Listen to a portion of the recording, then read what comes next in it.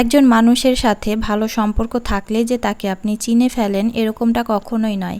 যে পর্যন্ত আপনি কারোর রাগ না দেখেছেন সে পর্যন্ত আপনি তাকে পুরোপুরি চেনেন না এবং সে আপনার সম্পর্কে কী ধারণা পোষণ করে রেখেছে তা জানেন না।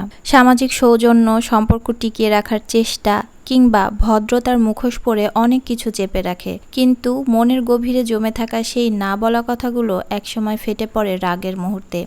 সাইকোলজিক্যালি বলতে গেলে রাগ হলো এমন এক আবেগ বা মুহূর্ত যা মানুষের ভেতরে জমে থাকা না বলা কথাগুলোকে মুখে নিয়ে আসে।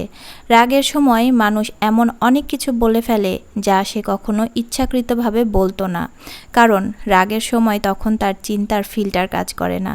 বিষয়টাকে উদাহরণস্বরূপ বোঝাচ্ছি। ধরুন আপনার এক আত্মীয় সবসময় আপনার সাথে খুব ভালো ব্যবহার করতেন।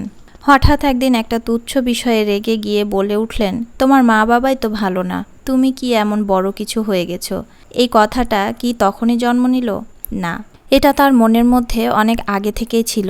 রাগ শুধু সেটাকে প্রকাশ করলো।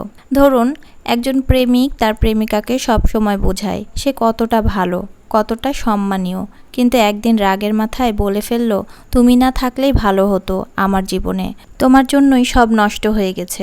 এই একটি বাক্য বুঝিয়ে দেয় সে মনে মনে অনেক দিন ধরেই এই অভিযোগ পুষে রেখেছিল। তাই রাগের সময় মানুষ আসলে নতুন কিছু বলে না, বরং পুরনো চিন্তার মুখোশ খুলে ফেলে।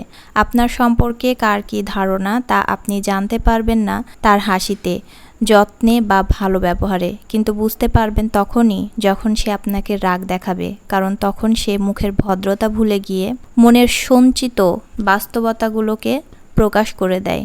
তাই শুধু শুনে শুনে নয়, রাগের ভাষা বুঝে বিশ্লেষণ করুন সম্পর্কটা কোন ভিত্তিতে দাঁড়িয়ে আছে। রাগ অনেক সময় সম্পর্ক নষ্ট করে দেয় না, বরং আপনাকে সত্য চিনিয়ে দেয়।